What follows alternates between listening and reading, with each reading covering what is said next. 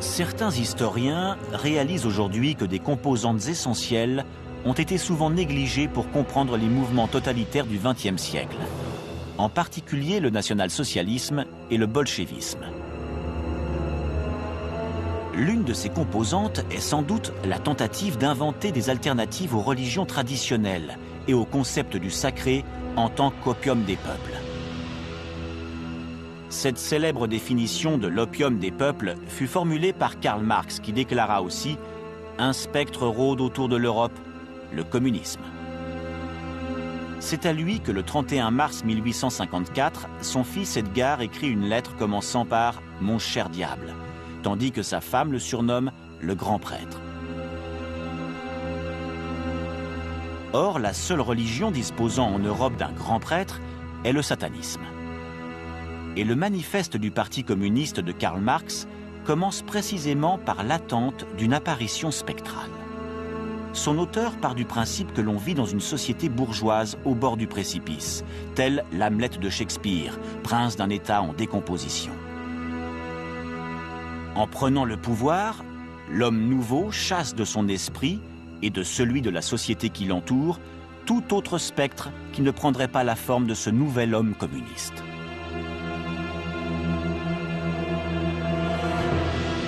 La Révolution remporte un franc succès là où Marx s'y attend le moins, c'est-à-dire en Russie en 1917. Pour Lénine, père de cette révolution, l'homme nouveau communiste et marxiste doit condamner la religion. Dès lors, les images sacrées traditionnelles sont ridiculisées et détruites, ainsi que les églises. Paradoxalement, Lénine s'approprie les normes potentielles symboliques de la religion. Il connaît le pouvoir de la transcendance et du sacré. Voilà pourquoi nous allons parler de religion, de transcendance et de mystère.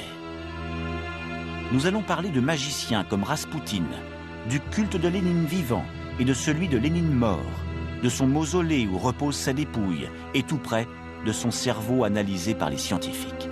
Nous parlerons du déchaînement de la violence anti-religieuse, d'une science fantasmagorique qui prétend pouvoir vaincre la mort, du mythe de Staline remplaçant celui de Lénine et de l'occultisme pratiqué y compris dans les différents communismes de Cuba, de Roumanie, de Corée et du Cambodge.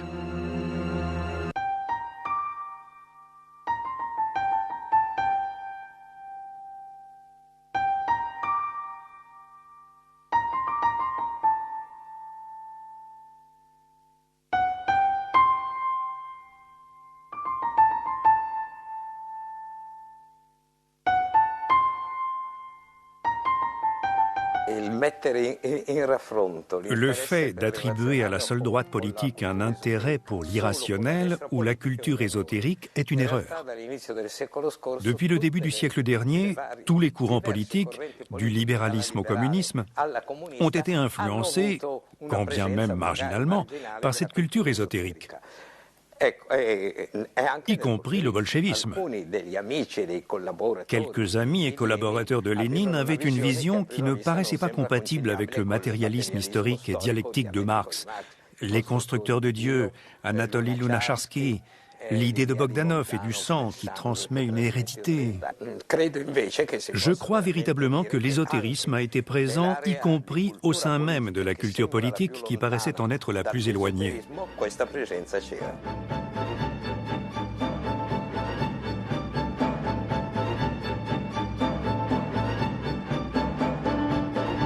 La Russie tsariste est un pays pétri de contradictions. Le tsar Nicolas II s'affiche comme un monarque rigide, mais paradoxalement capable de porter un regard débonnaire et paternaliste sur ses troupes que l'on voit ici s'entraînant à la gymnastique. De ces images d'archives transparaît une apparente insouciance. Mais les lourds nuages qui obscurcissent l'horizon annoncent de graves bouleversements internationaux. Le bruit et la fureur du XXe siècle s'apprête à balayer les icônes un peu naïves et poussiéreuses d'une monarchie de droit divin.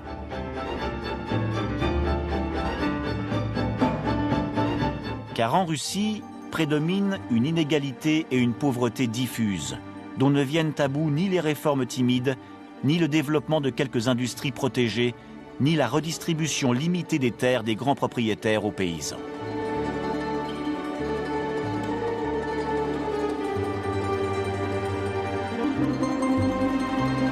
Le ton monte. Les ouvriers, en particulier de Moscou et de Saint-Pétersbourg, se comportent de manière sans cesse plus radicale et développent une propension idéologique pour le socialisme. La Russie se dirige inexorablement vers une révolution. La mortalité infantile est très élevée et le peuple exploité. La gestion des campagnes est archaïque et les industries manquent de technologies avancées. Tels sont les symptômes évidents de ce malaise criant, devenu incontrôlable et qui touche la quasi-totalité de la population de la Russie tsariste.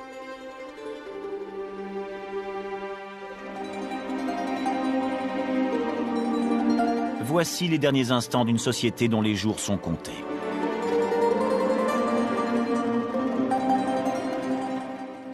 La Russie des tsars incarnait pour le monde entier le summum d'une monarchie autarcique, conservatrice, retranchée sur des positions très traditionnalistes, y compris religieusement. Le tsar était le chef politique de l'orthodoxie et de toute la communauté ecclésiastique orthodoxe qui soutenait le régime monarchique. Tous deux étaient radicalement fermés aux autres expressions religieuses comme l'islam, le catholicisme et le judaïsme, que l'on persécutait même. Ces confessions étaient mal acceptées, même au sein de l'Église orthodoxe la plus ouverte, celle qu'on a appelée l'Église orthodoxe royale, qui se préoccupait des besoins urgents des gens les plus misérables. Nicolas II et l'Église orthodoxe. Leurs rapports sont de plus en plus étroits. Une série d'épisodes inquiétants tendent pourtant à éloigner une partie de l'Église officielle de la cour, et surtout de la tsarine Alexandra d'origine allemande. Elle est fascinée par les suggestions de l'ésotérisme déjà pratiqué en Allemagne et qui est désormais en vogue en Russie. Raspoutine est la figure emblématique de ce monde mystérieux. De nombreuses biographies le dépeignent comme un paysan sibérien grossier, ignorant, alcoolique et obsédé par le sexe. Jusqu'à 28 ans, il mène pourtant une vie tout à fait normale. Mais suite à une violente crise mystique, Raspoutine se met à errer à travers la Russie. Il accumule les expériences religieuses dans divers monastères et entre en contact avec les principaux guides spirituels ruraux. Peu à peu, il se fait connaître comme guérisseur. Il fréquente les Klistis, une secte religieuse qui se veut officiellement chrétienne, mais pratique une forme de chamanisme païen. À travers des rites extatiques, ses membres se laissent aller au péché en dansant frénétiquement jusqu'à la transe. Une fois leur désir assouvi, ils demandent et obtiennent le pardon par une rencontre avec le divin.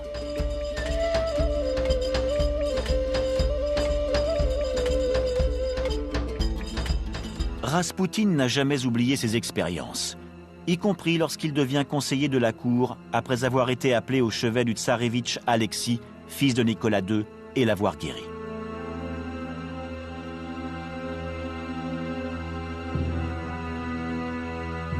Si l'épisode est resté célèbre, on connaît moins bien en revanche le rapport entre Raspoutine, renié par l'Église orthodoxe officielle, et la communauté bouddhiste transférée depuis peu de Mongolie à Saint-Pétersbourg. Dorjiev est le chef de cette communauté petite mais riche et très influente, et que soutiennent les Japonais et l'Empire prussien, tous deux en l'occurrence anti-russes et anti-tsaristes. Espionnage et religion se mêlent souvent de manière ambiguë. En mai 1900, Dorjiev rencontre à Tokyo Karl Haushofer, chef du détachement militaire de l'ambassade de Prusse auprès de l'empereur du Japon, lui aussi bouddhiste.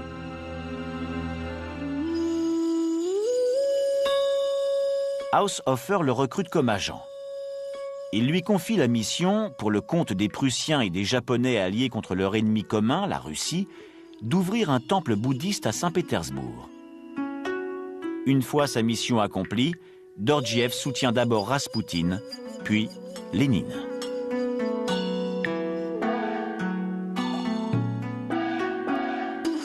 Fedorgiev et les frères Betmaïev vont devenir les grands amis de Raspoutine.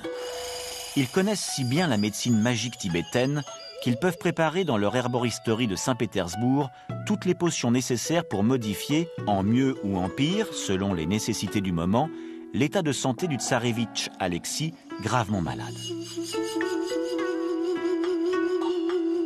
Avec leur aide, Raspoutine donne l'impression de réussir à guérir l'enfant, alors que personne n'y était parvenu.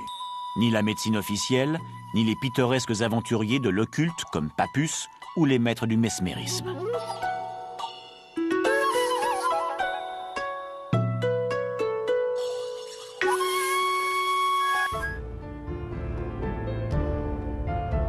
Le mesmérisme est une pratique scientifique permettant la guérison par l'hypnose. D'après Mesmer, l'hypnotisme soigne les désordres du corps et de l'esprit. Une fois dans les grâces du tsar, Raspoutine en devient le favori. Mais il devient surtout le favori de la tsarine, ce qui n'est pas sans lui attirer l'antipathie d'une grande partie de la cour.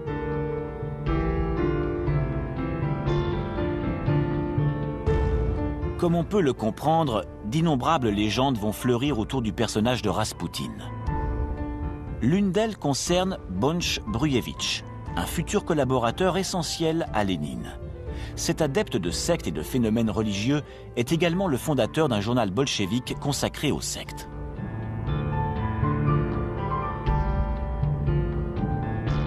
On raconte que Bonch Brujevitch montra un jour à Raspoutine une photo de Marx. Le moine maudit tomba dans une sorte d'adoration extatique et déclara que l'homme voulait le connaître au plus vite et qu'il ne fallait pas faire attendre un si éminent et si puissant personnage.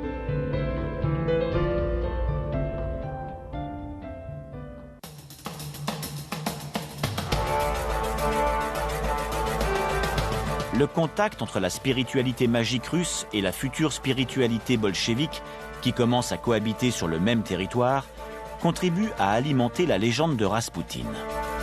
Et de la légende à l'histoire, il n'y a parfois qu'un pas. Au palais, un complot décide d'assassiner Raspoutine.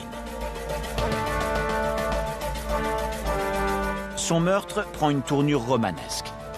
Attiré par une invitation à rencontrer une très belle femme, Irina Yusupova, l'épouse de son futur assassin, Raspoutine est empoisonné, mais il survit.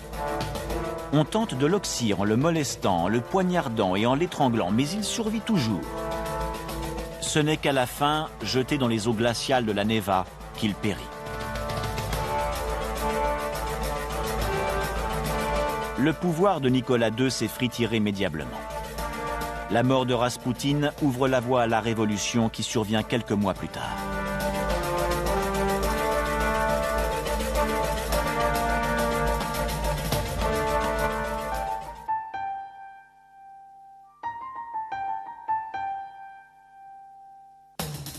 Mars 1917. La Première Guerre mondiale fait rage depuis 3 ans et la Russie accuse le coup sur tous les fronts.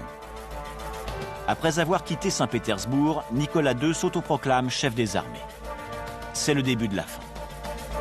Du 8 au 11 mars 1917, les violentes manifestations qui éclatent dans la capitale à cause du manque de pain et de charbon se multiplient et la situation empire.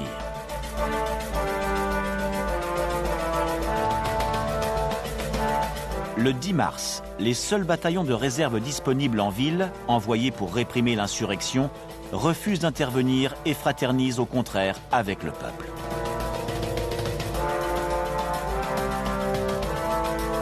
L'idée de faire affluer sur les zones de trouble des troupes loyales sauverait sans doute le gouvernement impérial. Mais Nicolas II est occupé au même moment avec ses soldats sur un front bien trop éloigné. Unanimement, la population de Saint-Pétersbourg cherche un guide et le trouve dans la Douma, le parlement naissant. Après une brève saison au pouvoir assurée par le gouvernement social-démocrate, également soutenu par les grandes puissances occidentales qui reconnaissent à sa tête Kerensky, vient le tour de Lénine. Lénine et Trotsky se rejoignent en avril 1917 à la station ferroviaire Finlande de Saint-Pétersbourg. Les Allemands leur ont permis de traverser leur pays dans un wagon blindé venant de Suisse, en souhaitant que leur présence contribue à rendre vains les efforts de guerre russes. Le banquier Parvus, de Hambourg, soutient financièrement la révolution grâce à des fonds provenant de banques allemandes et nord-américaines. Prise en tenaille entre les armées occidentales et les troupes tsaristes, l'armée prussienne espère que Lénine saura ramener la paix en Nouvelle-Russie. C'est ce qui arrive peu de temps après à Brest-Litovsk.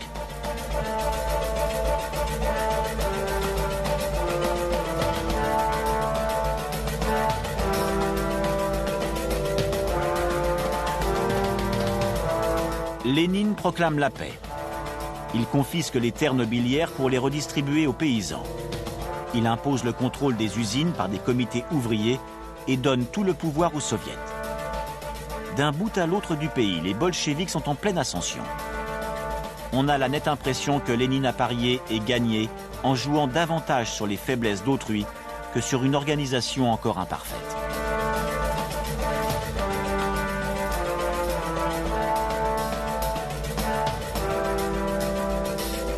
La révolution en marche ne rencontre qu'une faible opposition. Le 27 novembre, soit le 25 octobre selon le vieux calendrier, d'où le nom de Révolution d'octobre, les troupes russes occupent les divers points stratégiques de la capitale. À l'aube du 8 novembre, les soldats de la garnison de Saint-Pétersbourg, les marins de Kronstadt et les ouvriers de la garde russe, menés par des éléments bolcheviques, assaillent le palais d'hiver, faiblement défendu par les cadets de l'école militaire et par un bataillon féminin. Ils arrêtent au passage quelques membres du gouvernement provisoire. Kerensky a déjà fui. Le gouvernement soviétique est alors instauré à Saint-Pétersbourg et dans toute la Russie.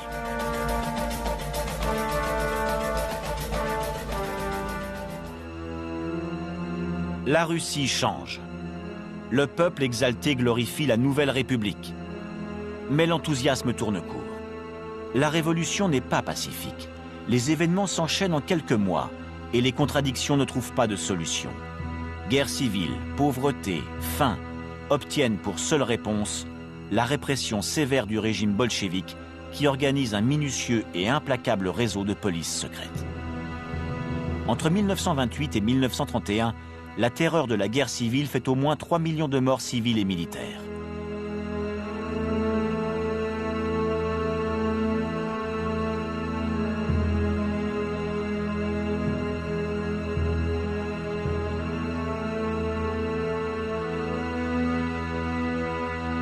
Malgré tout, le mythe de Lénine reste intact. Avec les années, il s'intensifie même, pour atteindre son point culminant le 21 janvier 1924, le jour des premières funérailles magistrales d'un leader soviétique. Lénine est enterré dans une tombe située sur la place Rouge. C'est une pyramide tronquée, construite dans le respect d'une antique tradition égyptienne, mais dont il manque la pointe.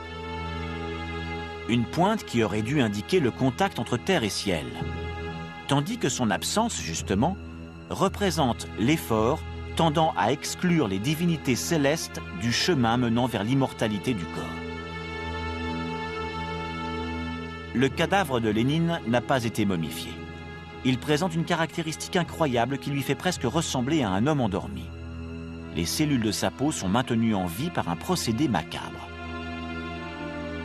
Il est exposé à proximité de la pièce à usage de bar, où les leaders communistes se restauraient et buvaient de la vodka à l'époque des grandes parades militaires. Il s'agit d'une technologie permettant à un liquide inconnu de se substituer au sang pour garder en vie la peau de Lénine.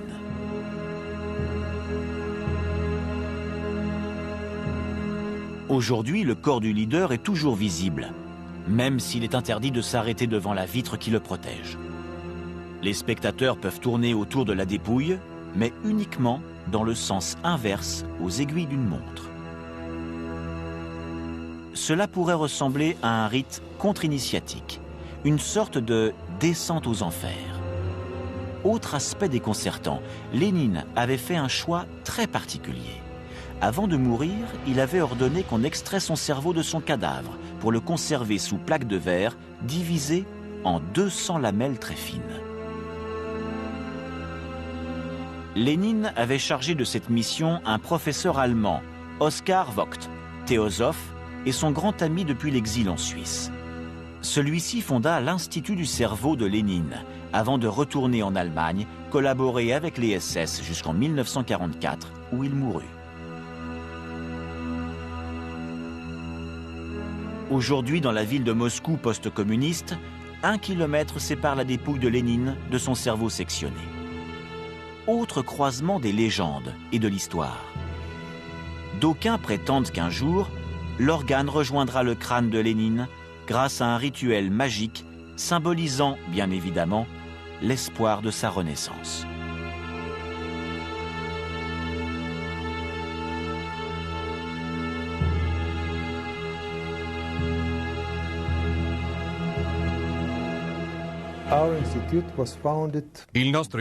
Notre institut a été fondé peu après la mort de Lénine en 1926. C'est un laboratoire spécial créé par le professeur allemand Oskar Vogt. In seguito, il laboratorio venne trasformato in 2 ans plus tard, ce laboratoire a été transformé en un nouvel institut. Au début, l'objectif principal de l'établissement était d'étudier le cerveau de Lénine, mais en le comparant à une multitude d'autres cerveaux. Così si tratta di un programma molto vasto, perché vede. C'est vous dire si notre programme était vaste, car chaque cerveau étudié a été débité en une quantité de sections extrêmement fines. E su ognuna di queste sezioni abbiamo dovuto, Et sur chacune de ces sections, ai nostri maestri, nos scientifiques ont dû enquêter au microscope en décrivant précisément ce qu'ils observaient. e hanno dovuto Après quoi, ils ont dû comparer les résultats trouvés sur le cerveau de Lénine avec les résultats obtenus sur les autres spécimens. studio di altri cervelli.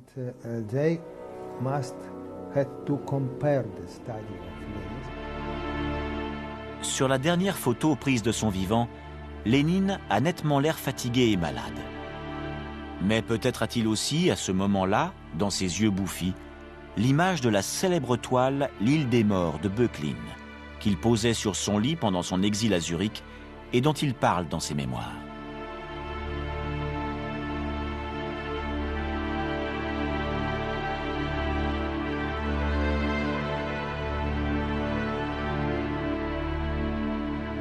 Maïakovski, grand poète de la Révolution russe et ami intime de Lénine, écrit à sa mort un poème.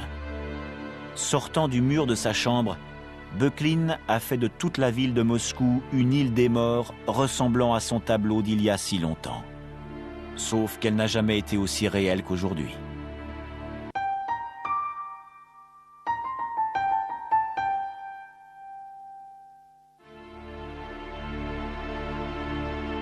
Le colossal palais de la place Loubianka, de triste mémoire, n'accueille plus les bureaux du KGB, émigré depuis dans une romantique villa du centre de la capitale. Suite à notre demande officielle, nous avons pu accéder à des documents inédits remontant aux moments les plus cruels de la persécution anti-religieuse.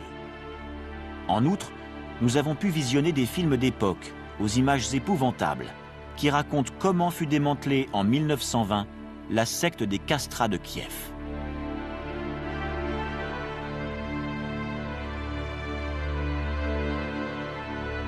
Le film, déconcertant, donne un aperçu de la violence qui accompagnait la propagande du nouveau régime pour liquider la question religieuse. On doit ces images aux ailes de la section anti-religieuse du ministère de l'Intérieur du régime soviétique. Celui-là même qui, à partir de 1920, aurait donné le feu vert à la Ligue des 100 dieux militants, une institution en apparence autonome pour éradiquer tout sentiment religieux de l'esprit de la population russe.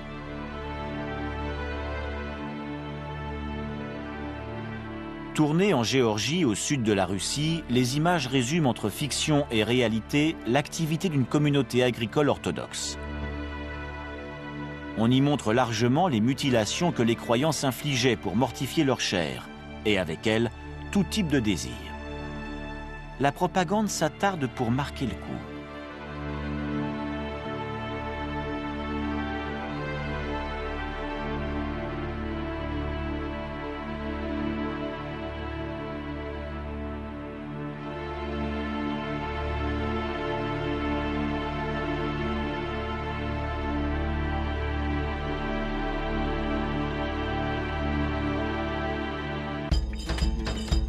Derrière cette danse frénétique évoquant une possession, on diffusait un avertissement. Attention, la foi religieuse peut vous mener à de tels excès. Les Clistis, une secte religieuse dont Raspoutine fit partie, dansaient avec la même frénésie. Le film montre ensuite d'autres images paradoxales qui, si elles peuvent paraître ridicules à nos yeux, pouvaient impressionner les spectateurs naïfs et mal informés du début du XXe siècle. Simulacres d'enfants qu'on enfourne, de religieux cherchant leur envol, de rites propitiateurs de la pluie. On reproche aussi aux dévots de ne pas extraire l'eau des puits de la manière la plus pratique qui soit, c'est-à-dire selon les principes de la raison. Contre la tradition magico-religieuse, la propagande assène une méthodologie bornée de la logique et du rationnel.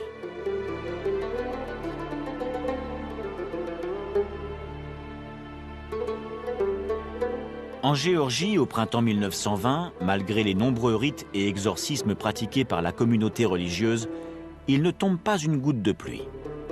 Pour les auteurs du film, c'est la preuve évidente que Dieu n'existe pas. Au documentaire sur cette communauté agricole succède le compte-rendu du procès auquel sont soumis ses membres, accusés par la même occasion de subversion armée et de résistance pro-tsariste au régime soviétique. Le procès se termine par la condamnation à mort de tous les prévenus. La religion est tournée comme un esclave spirituel qui pèse sur les masses et les réduit à se consacrer exclusivement à un travail perpétuel dans l'intérêt d'autrui. Aussi, l'article 13 du programme du Parti communiste enfonce le clou en prévoyant l'anéantissement progressif et complet de toute activité religieuse. Considérés comme des pervers, des maniaques, les membres de la communauté sont tout bonnement massacrés. L'acte d'accusation cite « La mort de ces gens-là est synonyme de lutte juste et systématique du prolétariat contre chaque religion. »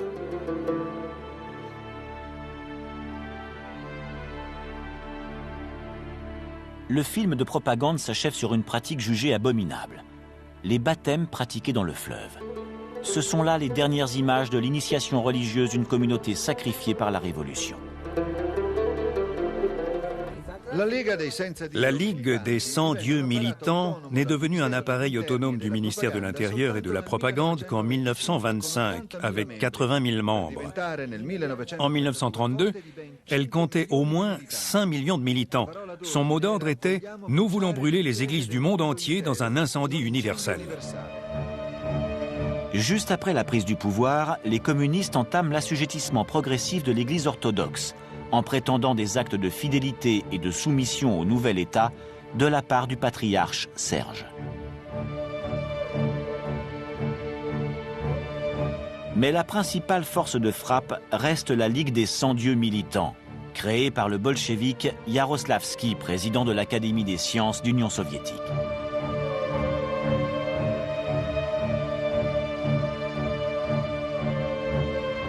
En hommage à la doctrine communiste qui stigmatise la religion comme l'opium des peuples, les 100 dieux militants rassemblent surtout des jeunes, après les avoir recrutés majoritairement parmi les masses dispersées et abandonnées après la tragédie de la guerre civile. Au cours de la collectivisation forcée des campagnes à la fin des années 20, le parti et l'État cessent toute tolérance, et les 100 dieux se retrouvent en position de force pour éradiquer des écoles l'enseignement religieux, et dénoncer les prêtres et paysans pieux, identifiés comme des ennemis de classe qu'il faut liquider. En 1928, Yaroslavski affirme que l'objectif de la Ligue est de faire du Vatican, d'ici 100 ans, le plus grand musée anti-religieux du monde.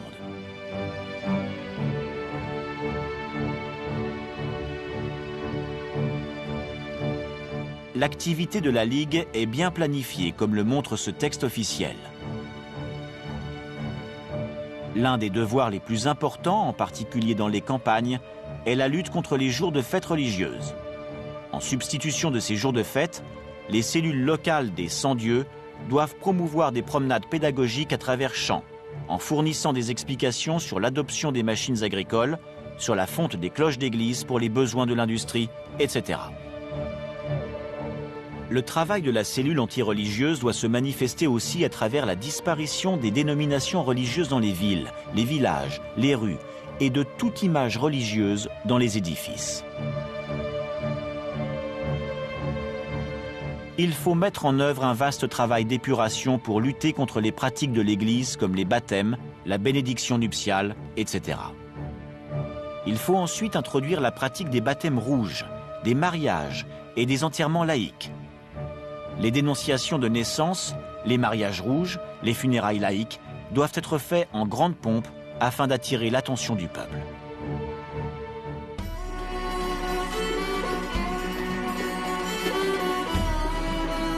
Ces images inédites montrent une partie de la Ligue des 100 dieux militants, ridiculisant et désacralisant les rites et cultes des religions officielles.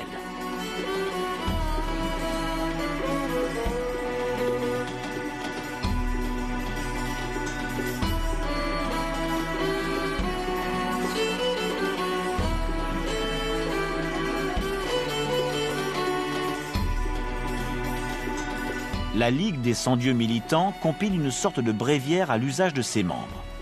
Premièrement, tout adhérent doit connaître les délibérations rendues lors des assemblées du parti au regard de son action anti-religieuse, ainsi que les délibérations plénières prononcées par le comité central de la Ligue des 100 dieux militants. Deuxièmement, la lutte contre la religion est une partie de la lutte générale de classe des ouvriers contre le capital. C'est pourquoi il est absolument nécessaire que les 100 dieux militants soient parfaitement au courant de la situation économique internationale. Troisièmement, le 100 dieux militant doit montrer que la religion dans tous les pays et parmi tous les peuples est également une arme contre-révolutionnaire et un moyen d'oppression et d'exploitation des travailleurs. 30 millions d'exemplaires de revues et de livres ont ainsi été publiés. On organisait des rassemblements anti-religieux, des représentations théâtrales, des émissions de radio, des défilés de masse, des commémorations blasphématoires comme l'anti-Noël et l'anti-carnaval.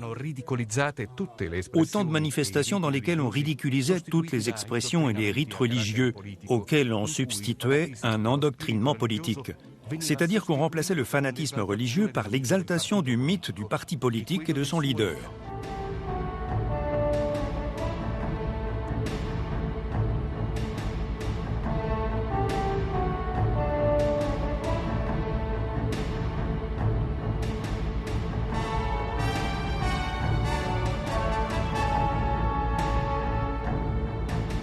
Si, pendant la Révolution, pour ne pas se créer d'ennemis supplémentaires, les communistes ne s'en prennent pas au clergé, une fois prononcé le triomphe de cette révolution, l'Église orthodoxe et la dévotion du peuple russe deviennent les adversaires à éliminer.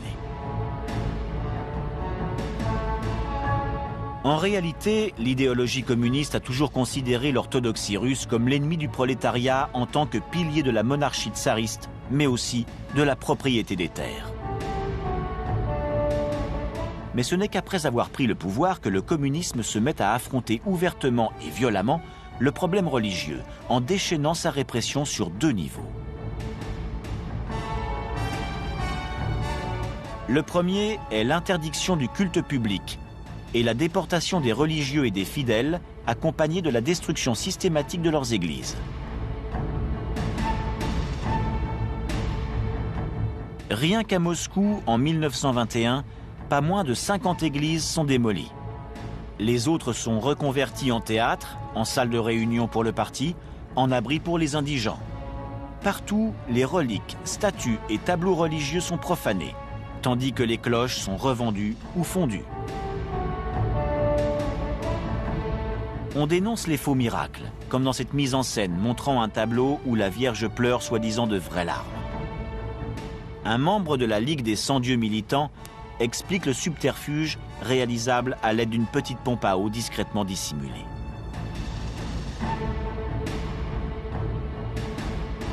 Ainsi, la manipulation s'exerce-t-elle de manière extrêmement perverse. Ce travail de propagande et d'annihilation très ramifié vise à éradiquer du plus profond des esprits, et pas seulement en apparence, toute forme de croyance religieuse, quelle qu'elle soit.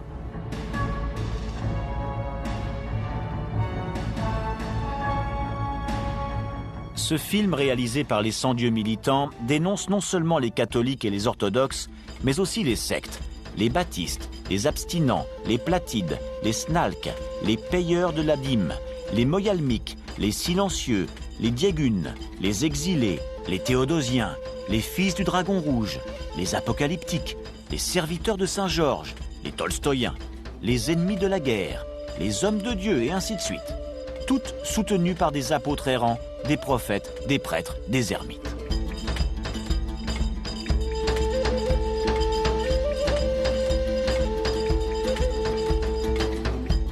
Au début, ces sectes sont vues d'un bon œil par les communistes bolcheviques, qui les considèrent comme des ennemis des églises officielles. Mais bientôt, le pouvoir les persécute pour la forte entreprise qu'elles exercent sur les masses populaires, en particulier dans les campagnes.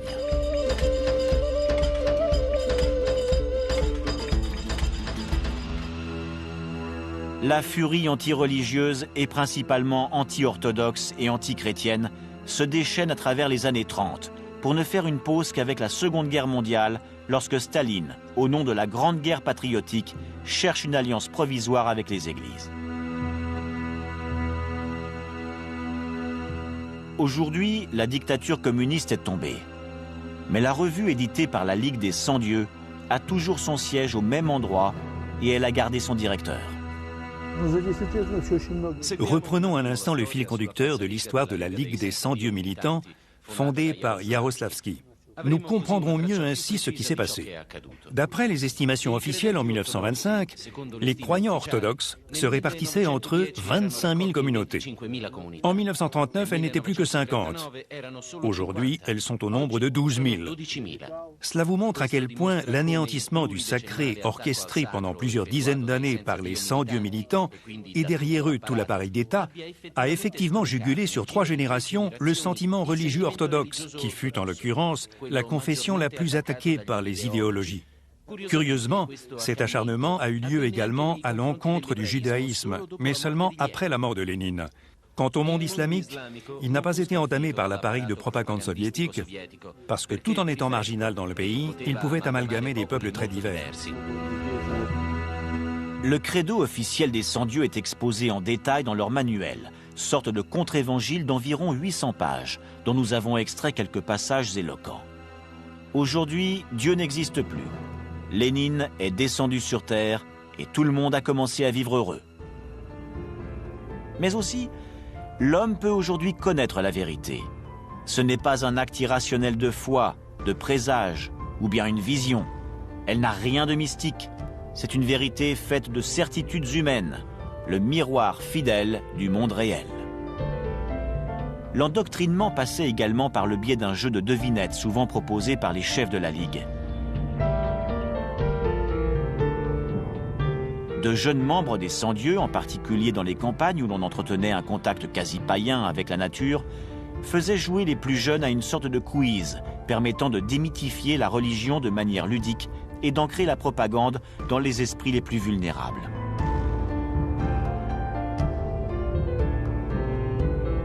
Parmi les techniques d'embrigadement pratiquées figurait la substitution dans les foyers des images et symboles sacrés par les portraits et photos de Marx et de Lénine.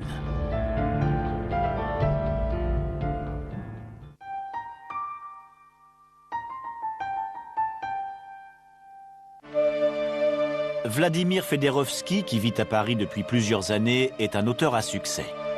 Au cours de sa jeunesse à Moscou, il a étudié à l'Académie des cadres dirigeants des services secrets d'Union soviétique aux côtés de Sergo Beria, le fils de Lavrenti Beria, ancien chef du KGB. C'est en parfait connaisseur de la langue arabe qu'il s'est occupé des rapports entre Union soviétique et Moyen-Orient.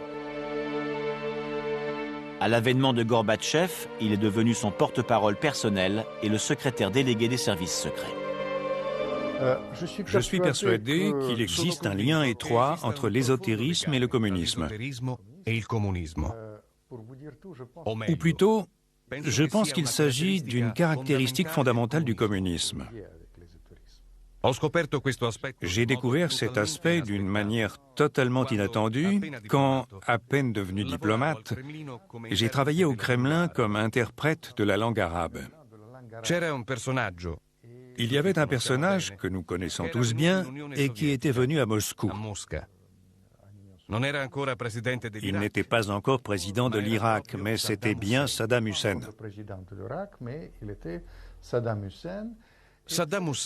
Il était convaincu qu'il fallait puiser dans l'expérience communiste. Lui-même s'inspirait d'un personnage en particulier, Staline.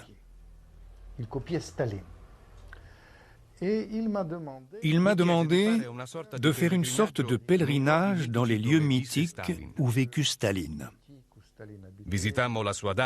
Nous avons visité sa datcha équipée de 12 chambres, toutes absolument identiques. Staline dormait dans l'une d'elles, même si l'on ne savait pas laquelle. Une fois, Saddam Hussein m'a demandé de lui faire visiter la bibliothèque de Staline. Voilà quel fut le point de départ de ma réflexion. Il a pris un livre dans la bibliothèque, il l'a observé et il a vu qu'il n'était pas de Lénine. Il en a pris un deuxième, puis un troisième et un quatrième. Aucun d'eux ne parlait du marxisme. Par contre, il y avait des livres sur lesquels des annotations bien précises avaient été faites.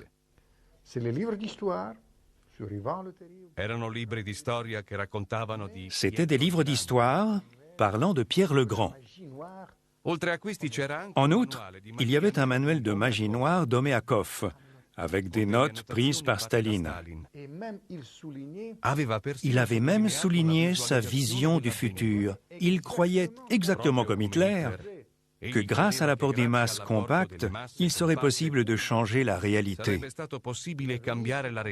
L'avenir peut devenir la réalité. Après, j'ai mené d'autres études sur Staline. J'ai compris une chose absolument indéniable, à savoir qu'après la mort de Lénine, Staline a décidé de construire quelque chose de très similaire à une religion païenne, pour ne pas dire diabolique, et dans laquelle les rôles sont clairement répartis. Il y avait ainsi l'Inquisition, représentée par la police secrète. Il y avait le Dieu mort, incarné par Lénine. Le Dieu vivant, c'est-à-dire Staline, et enfin, l'ordre des chevaliers de la paix, représenté par le Parti communiste.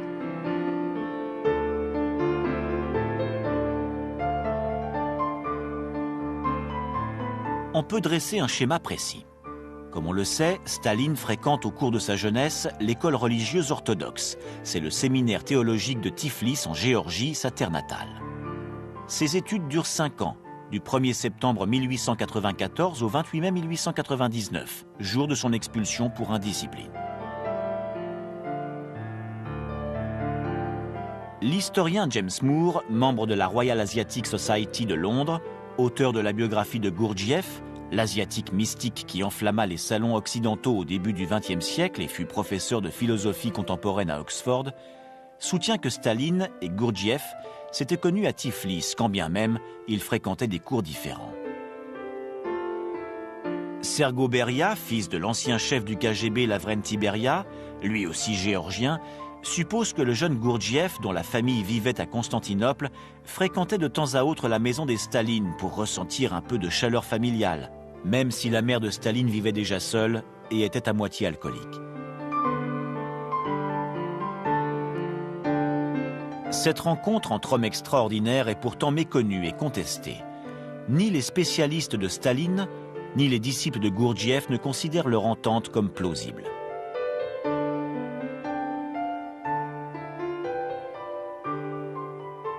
Georges Ivanovitch Gurdjieff a élaboré une extraordinaire synthèse de pensée qui eut une emprise importante sur ses contemporains. Elle exerce encore aujourd'hui, surtout en Occident, une influence décisive sur la vie d'un nombre sans cesse croissant d'hommes et de femmes. Mais si le mythe de Gurdjieff est connu, sa vie l'est moins. D'une fois sur l'autre, on la dépeint sous des portraits très différents. Une fois décrit comme un homme d'action héroïque, une autre fois qualifié de nouveau Pythagore. On parle aussi de lui comme d'un charlatan, d'un mage blanc ou d'un mage noir. Après avoir quitté la Russie pendant la Première Guerre mondiale, il se réfugie en Occident et après plusieurs voyages, il s'établit dans les années 30 à Fontainebleau où il crée un véritable ordre religieux. D'aucuns soutiennent que c'est précisément à cette époque que Gurdjieff joue pour Staline un rôle comparable à celui d'un formateur. Autour de 1915, Staline commence son activité révolutionnaire sous le nom de Nigeradze, marchand de tapis connu à Bakou. Dans divers ouvrages, Gurdjieff fait souvent allusion à un certain Nigeradze, qu'il décrit de manière ambiguë. En mai 1935, Gurdjieff tente soudainement de rejoindre la Russie stalinienne. En 1930, Daniel Merkurov, cousin et vieux disciple de Gurdjieff, remporte un prix officiel pour avoir réalisé une statue du dictateur Staline qui le récompense en personne. En 1967, Svetlana, la fille de Staline, fuit vers les États-Unis où elle s'en va retrouver immédiatement Olga de Hartmann, l'une des plus anciennes élèves de Gurdjieff. Toutes deux deviennent des amies inséparables. Plus tard, Svetlana épouse Frank Lloyd Wright, veuve d'une autre élève de Gurdjieff, Olgivan. En réalité, Gurdjieff et Staline Gurdjieff et Staline ont utilisé les mêmes méthodes. La seule différence est que Gurdjieff incarnait la divinité au centre d'une sorte de religion gurdjieffienne. Beaucoup en parlent comme d'une confraternité ou d'une communauté. On pense souvent que l'action de Gurdjieff était confinée à Fontainebleau. Au contraire, on pense que l'influence de Staline avait outrepassé les frontières russes. Seules 2 ou 3 personnes ont compris la vraie réalité. Prenons par exemple le cas de l'opéra de Bulgakov, Le Maître et Marguerite. En lisant attentivement le roman, on remarque à quel point Bulgakov avait compris la nature irrationnelle du communisme. Dans mon livre, je parle également de Bulit, le premier ambassadeur américain à Moscou et grand ami de Bulgakov, qui avait compris de nombreuses facettes du communisme. On sait que Staline aimait passer des soirées avec ses invités à boire et à converser indéfiniment.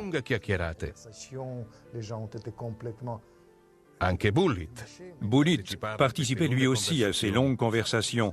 Une fois, il a dit à l'une de ses amies « Staline m'a embrassé sur la bouche et j'ai senti l'odeur de l'au-delà. » embrassé sur la bouche et j'ai senti l'odeur d'au-delà. Le complot organisé par Staline pour prendre le pouvoir commence quelques jours avant la mort de Lénine. Le personnage fondamental sur lequel Staline s'appuie est Banch Brouillevitch, un vieil occultiste également ami de Raspoutine et devenu par la suite chef de cabinet du gouvernement Lénine. Lénine est mort. Staline a fait en sorte que Trotsky n'arrive pas à temps à son enterrement. Il veut aussi prouver, y compris physiquement, qu'il est le dernier prêtre de ce rite laïque signant la naissance du stalinisme.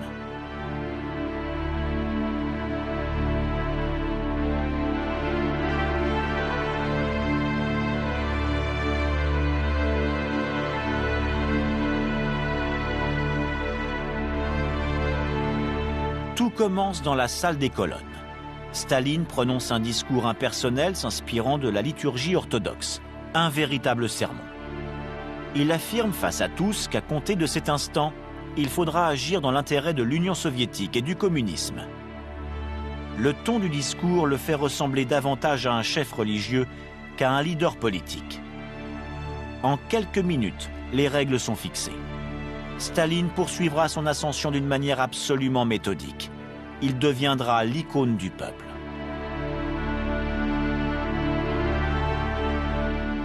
Voilà pourquoi le communisme a fonctionné. Je suis convaincu que si Lénine ou Trotsky étaient restés au pouvoir, les choses ne se seraient pas passées comme ça. Tous les trois ont utilisé la stratégie de la terreur en envoyant les gens dans des camps de concentration. Mais la terreur seule ne pouvait pas assurer le triomphe d'un régime. Il fallait qu'il y ait quelque chose de plus. Un projet grandiose, forgé grâce au talent du génie du mal. Bulit, l'ambassadeur américain, avait senti dans Staline l'odeur de l'au-delà. Bulgakov a dit « J'ai compris que Staline est le diable. » Staline, c'est un diable.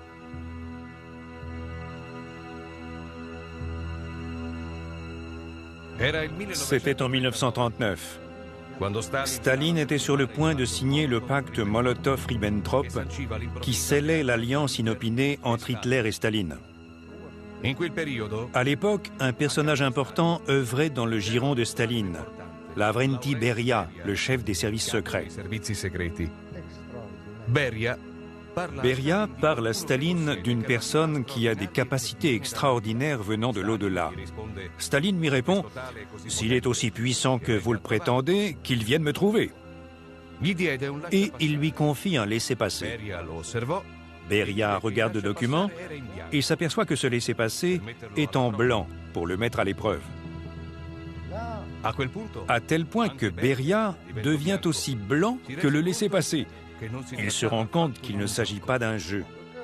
Aussi, il se rend auprès de Messing, qui vient de Pologne occidentale. Il lui donne le document et il lui dit « Venez voir Staline avec ceci ».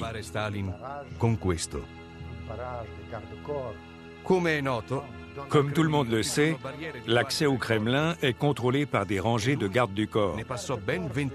Messing en franchit au moins 26. Tous sont des officiers supérieurs qui surveillent le bureau de Staline, mais il réussit à passer les barrages et à entrer dans son bureau. Staline est impressionné. Messing a hypnotisé les gardes du corps. Quand il entre dans son bureau, Staline est très touché. Il lui demande ce qui va se passer suite à la signature du pacte Molotov-Ribbentrop.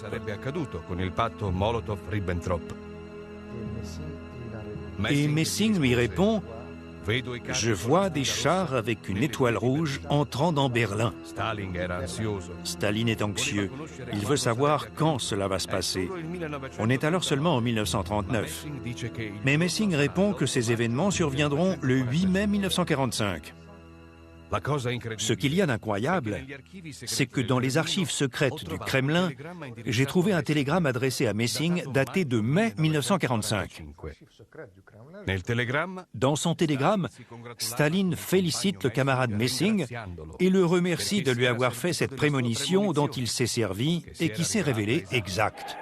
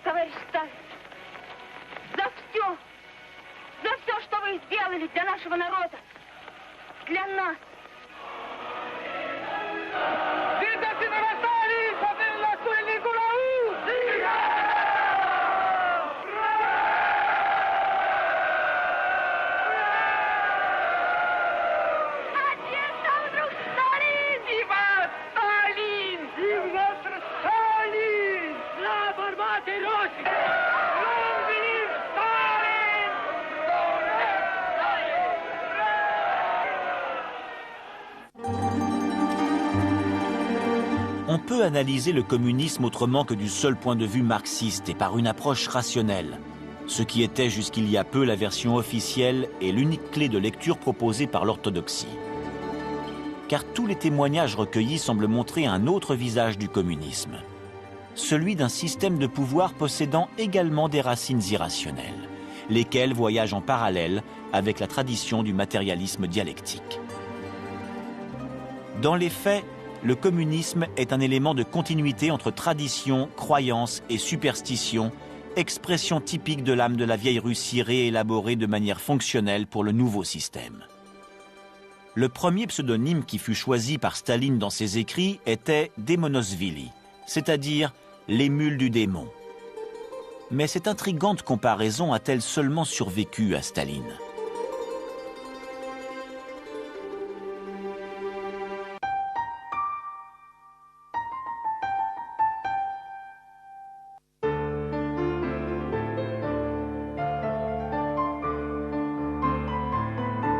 Outre le fait qu'Aelita, la reine de Mars, film de 1924 de Yakov Protozanov, inspiré d'une nouvelle éponyme d'Alexeï Tolstoï, ait remporté un immense succès public, ce fut le premier film de science-fiction de l'Union soviétique. Financé par la Ligue des 100 dieux militants, ce film fut le manifeste officiel d'un curieux mouvement qui s'imposa pendant cette période. Le cosmisme, secte minoritaire, marginale, en apparence seulement, et qui trouvait ses origines dans la gnose orthodoxe de la fin du XIXe siècle. Le cosmisme naît avec Nikolaï Fyodorov, un philosophe religieux devenu par la suite dirigeant bolchevique et dont les idées rayonnent encore aujourd'hui dans divers milieux scientifiques russes. Fyodorov affirmait que la mort est le mal absolu et que la résurrection se produit non pas par l'intervention du divin, mais grâce à l'homme nouveau, fils du progrès. Ainsi, les sciences deviennent-elles l'expression substitutive de la spiritualité et du sacré. Le cosmisme, en syntonie avec le matérialisme communiste, théorisait sur la centralité de la matière comme métaphysique du corps et non plus de l'âme.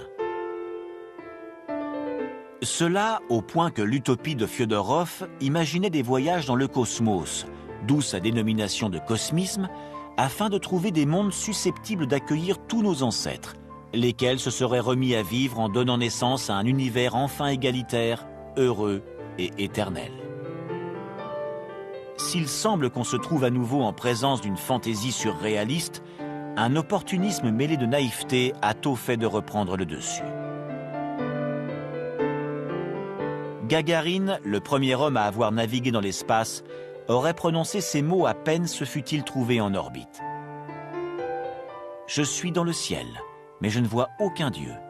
Je remercie Fyodorov et son cosmisme si je me trouve ici aujourd'hui. » Ainsi, le projet des cosmistes, parvenu à son apogée dans les premières années de la Révolution, puis tombé en léthargie pendant une trentaine d'années sous Staline et Brejnev, trouve-t-il un second souffle grâce à la conquête spatiale, lorsque le 12 avril 1961, Youri Gagarin devient le premier homme à être envoyé dans l'espace.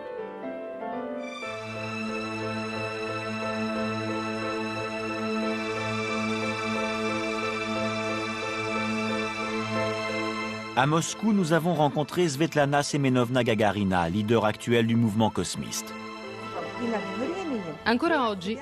Aujourd'hui encore, le monde scientifique russe reste en partie lié à la pensée de Fedorov, qui fut également un aïeul de mon cousin cosmonaute Youri Gagarin, le premier homme à avoir été dans l'espace. À peine en orbite, il avait déclaré au monde entier qu'il consacrerait tous ses efforts au cosmisme de Fedorov. Mais son message n'a pas été compris par l'immense majorité des citoyens du monde entier. C'était en réalité une sorte de code chiffré pour les scientifiques qui avaient contribué au succès de la mission spatiale. Fedorov était un penseur, un ami de Tolstoï et de Gorky, eux aussi des cosmistes. Leur projet métaphysique, laïque et matérialiste, voulait redonner la vie à tous les morts, à nos parents, à nos grands-parents, à tous nos ancêtres, afin de les remercier de nous avoir engendrés et pour leur permettre de vivre physiquement à nos côtés.